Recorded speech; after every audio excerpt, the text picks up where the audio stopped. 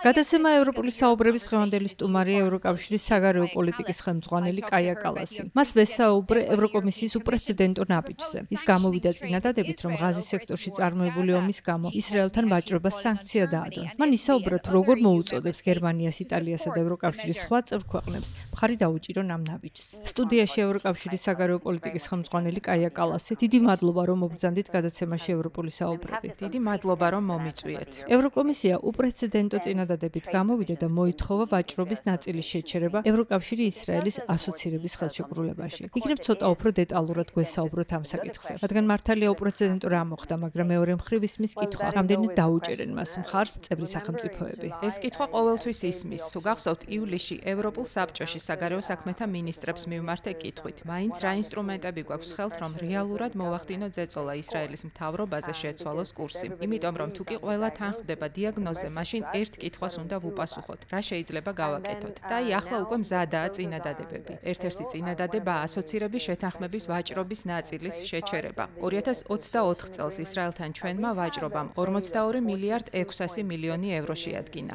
ეს კი სერიოზული მაჩვენებელია. რაც შეეხება შეღავათებს, ვაჭრობის 37% შეღავათიანი რეჟიმით სარგებლობს. ასე რომ ეს ნაბიჯი ნამდვილად ზვირი დაუჯდება ისრაელს. თქვენ სწორი კითხვა დასვით, რამდენად მოიწონებს მას ევროპული საბჭო. So definitely this step will have a high cost for Israel. Now the question you posed is very correct. Will it pass in the council? რომ დავაზუსტო, 42 მილიარდის 37%-ზეა საუბარი.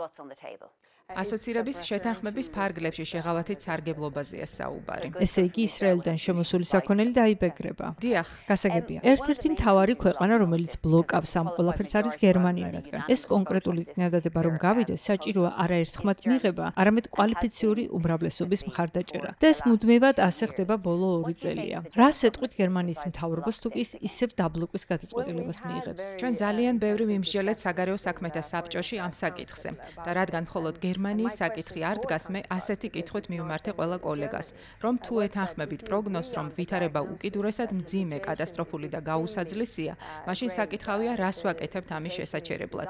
თუ ამ ზომებს არ ეთანხმებით, მაშინ რას აპირებთ? შემოგთავაზეთ ალტერნატიული წინადადებები. თანაც გერმანიამ უკვე იმოქმედა, როდესაც საქმე შეეხო ისრაელისთვის იარაღის მიწოდებას, რაც ძალიან მნიშვნელოვანი ნაბიჯი იყო გერმანიისთვის. და თუ იქაური საზოგადოების აზრს გავითვალისწინებთ, ეს ძალიან რთული ნაბიჯი იყო. Israel, which is a significant step also from Germany's side, and considering their public opinion, it has been difficult for them as well. თქვენი განცხადება მას შემდეგ გაკეთდა, რაც ვიხილეთ ეს სახმელეთო შეტევა ღაზაზე. ასევე ცოტა ხნის წინ გენოციდის საერთაშორისო ასოციაციის მეცნიერებმა განმარტეს, რომ რაც ღაზაში ხდება გენოციდია. გაეროს კომიტეტიც იმავეს ადასტურებს. რა თქმა უნდა, ისრაელი იტყვის, რომ ეს არის პასუხი 7 ოქტომბრის ჰამასის თავდასხმაზე და რომ ისინი ჰამასს ებრძვიან, მაგრამ თქვენ პირადად რა შთაბეჭდილება გრჩებათ ღაზაში არსებულ ვითარებასთან დაკავშირებით? ღაზაზე მიტანილი იერიში მოიტანს მხოლოდ მეტ ნგრევას, განადგურებასა და მოქალაქეთა მსხვერპლს. ვერ ვამჩნევთ, რომ ამას შედეგი მოაქვს. შედეგი უნდა იყოს ცეცხლის შეწყვეტა, მხარეების ჯგუფური მუშაობა და მძევლების გათავისუფლება. ამიტომ ჩვენ ყველა ღონეს ვუჭერთ მხარს, რომლებიც ამ შედეგს დადებს. And therefore, we are also supporting all the efforts in regarding that. ვიცით, რომ სასამართლომ უნდა გადაწყვიტოს არის თუ არა გენოციდი, მაგრამ პირადად თქვენ რას ფიქრობთ, რადგან ყველა ორგანიზაცია ამას გენოციდად მიიჩნევს და თავად გენოციდის კონვენციაშიც წერია, რომ ყველას ვალია აღკვეთოს ეს ქმედება. No, of course. რასაკვირველია, სწორედ ამიტომ ვთანხმდებოდით ისრაელთან ჰუმანიტარულ საკითხებზე, რომ მართლა აღგვეკვეთა მთელი ეს საზარელი ამბები, რომლებიც ხდება და მართლა დავხმარებოდით იქ მყოფ ხალხს. როგორ გონიათ ეს შეიძლება გენოციდი იყოს? ნამდვილად არ აქვს მნიშვნელობა მე რას ვფიქრობ, რადგან როგორც თავად ბრძანეთ, პასუხისმგებლობას განსაზღვრავს სასამართლო და საერთაშორისო კანონი. ამ ინსტიტუტებმა ასეთი ანალიზი დადეს და რა თქმა უნდა, სასამართლომ უნდა გადაწყვიტოს სინამდვილეში ვინ არის პასუხისმგებელი ამაზე. And of course it's up to the courts to decide what is the really accountability for that. გასაგებია, ზაფხულის დასაწყისში შეთანხმებას მიაღწიეთ ისრაელთან ჰუმანიტარული დახმარების მნიშვნელოვანი ზრდის თაობაზე, საზღვრის კვეთაზე და ასე შემდეგ, რომ მეტ საწვირთო ავტომობილს შეუშვებდნენ, მაგრამ ასე არ მოხდა. შეთანხმების მიხედვით არ გაკეთდა ყველაფერი. თქვენ ალბათ ძალიან გაგიცრუვდათ იმედი, რადგან ერთი მხრივ გაჩნდა იმედი, რომ ზოგიერთი ადამიანის გადარჩენა შეიძლებოდა, მაგრამ სინამდვილეში რამდენიმე დღის შემდეგ ამ შეთანხმების ხელმოწერიდან თუ არც მოწერილა ხელი და უბრალოდ შეთანხმება შედგა. ნახეთ, რომ ბავშვები ჰუმანიტარული დახმარების გაცემის ადგილებში დახოცეს, სადაც ისინი წყლის ასაღებად მივიდნენ. This has been very difficult. დიახ, ეს მართლა ძალიან მძიმე იყო, როდესაც ჩვენ ვცდილობდით რაც შეგვეძლო შეგვერბილებინა მდგომარეობა ადგილზე. თუმცა საერთო სურათის აღქმა ბევრ ელემენტს მოიცავს. იმას გულისხმობ, რომ უფრო მეტი სატვირთო შევიდა. ივლისამდე არც ერთი ჰუმანიტარული დახმარებით დატვირთული სატვირთო არ შესულა. ჩვენი მცდელობის შემდეგ კი 2090-ზე მეტი სატვირთო შეუშვეს, რაც სულ არაფერს ჯობია. თუმცა საკმარისი არ არის. გეთანხმებით, აღდგა კრიტიკული ინფრასტრუქტურა, წყლის გამტკნარების სისტემა, რომელიც ღაზადან მოდის. ასევე გაიხსნა საზღვარი იორდანიასა და ეგვიპტესთან, ასე რომ შეთანხმების გარკვეული პუნქტები აღსრულდა. თუმცა მაინც არ მგონია ეს საკმარისი. ცეცხლი გაუხსნეს ჰუმანიტარული დახმარების რიგში მდგარ ხალხს. ეს არ არის სწორი გზა და ამიტომ ვცდილობთ ისრაელის მთავრობაზე ზეწოლას, რომ კურსი შეცვალოს. It was not enough, and at the same time, the actions of really shooting at the people in the line of getting humanitarian aid, I mean, that does not go in the right direction, and that's why we are trying to put the pressure on the Israeli government to change the course. მართლაც ვერც ერთი სატვირთო ვერ შედიოდა ღაზაში. არავითარი სურსათიანი ჩვილი ბავშვის საკვები, არაფერი. ივლისამდე არა, მერე კი ნაწილი შევიდა. ისრაელი კატარშიც დაესხა თავს ჰამასის ლიდერებს სწორედ მაშინ, როცა მძევლებთან დაკავშირებით მიმდინარეობდა სამშვიდობო მოლაპარაკებები. ისრაელის ყველაზე დიდმა მოკავშირემ ამერიკის შეერთებულმა შტატებმაც კი მწვავედ გააკრიტიკა ამის გამო. მაინც რამდენად ემსახურებოდა ეს აქციელი ამ ვითარების განმუხტვას.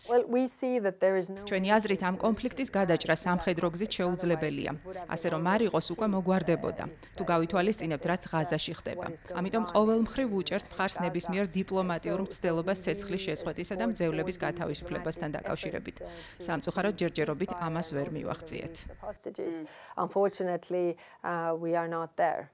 ესპანეთის პრემიერ-მინისტრმა პედრო სანჩესმა განაცხადა, რომ ისრაელი უნდა გამოეთიშოს ყველა სახის სპორტულ და კულტურულ ღონისძიებაზე. როგორც ნახეთ, სხვა ქვეყნებიც, მაგალითად ნიდერლანდები, ირლანდია და სხვები ამბობენ, რომ არ დაესწრებიან ევროვიზიას, თუ იქ ისრაელს დაუშვებენ. რას ფიქრობთ ისრაელის გარიყვასთან დაკავშირებით? ეს ცოტა არ იყოს იმ მიდგომას ხომ არ ჰგავს, როგორც სამხრეთ აფრიკას ექცეოდნენ აპარტეიდის დროს. It's also what should be ასე უნდა მოქცეოდნენ რუს სპორტსმენებსაც და გადაიდგა კიდეც ნაბიჯები. იმის თქმა მინდა, რომ ასეთი დამოკიდებულება მკაფიოდ მიანიშნებს საერთაშორისო იზოლაციაზე, სხვადასხვა ქვეყნის საზოგადოების დამოკიდებულებაზე. იმ ქვეყნებისა, რომლებიც არ უჭერენ მხარს ისრაელის მთავრობა რასაც აკეთებს. აუცილებლად მინდა ყურადღება გავამახვილო იმაზეც, რომ მანიფესტები ისრაელშიც იმართება. იმ ნაბიჯებს, რომლებიც ჩვენი საზოგადოების გულისწყრომას იმსახურებს, ისრაელელი ხალხი კი არ დგამს, არამედ ისრაელის მთავრობა. The Israeli government that has taken such actions that are creating also the situation in our public opinion to go against this. როგორ გონიათ ისრაელის ასეთ გარიყვას ანტისემიტური სიარლილს ხომ არ მიაკრავენ? რა თქმა უნდა, მეორე მხარეს სწორედ ამ ბრალდებით გამოდის და სწორედ ამიტომ მინდა მკაფიოდ განმარტო, რომ ევროპულ დონეზე მხოლოდ ამ ნაბიჯებს არ ვდგამთ. ეს ისრაელის ხალხის წინააღმდეგ არ არის მიმართული. ამ მიდგომის მიზანია ზეწოლა ისრაელის მთავრობაზე, რათა კურსი შეცვალოს. It's to change the pressure the Israeli government to change course. რაც შეეხება უკრაინის საკითხს, 19 დრონი შემოიჭრა პოლონეთში. რამდენიმე დღის წინ ერთი დრონი ქვეყნის პრეზიდენტის სასახლის თავზეც შენიშნეს. ისეთი შთაბეჭდილება რჩება, რომ პუტინი აღარ ერიდება რისკებს, როცა ასეთ რამეს აკეთებს. No, Putin is clearly testing the West. არა, პუტინი აშკარად ცდის დასავლეთს. რამდენად შორს შეუძლია შეტოპოს და ახლა ჩვენზეა დამოკიდებული თუ რა პასუხს გავცემ და რამდენად მკაცრი ვიქნებით. ყოველთვის უნდა გვახსოვდეს, რომ პუტინს სურს შიში დათესოს ჩვენ საზოგადოებაში, რათა მთავრობებმა თავი შეიკავონ უკრაინის დახმარებისგან. რომ თქვან, არ გვინდა ეს ომი. ამიტომ ნუ დავუჭერთ მხარს უკრაინას და რუსეთმა მიიღოს რაც სურს. მაგრამ ეს მცდარი მიდგომაა, რადგან სწორედ ეს უნდათ რუსებს, რომ იმას მიიღებენ, რაც სურდათ უკრაინაში და ამის მერე ჩვენ ყველა განსაცდელში აღმოჩნდებით. ჩემი აზრით, ეს უნდა გვახსოვდეს.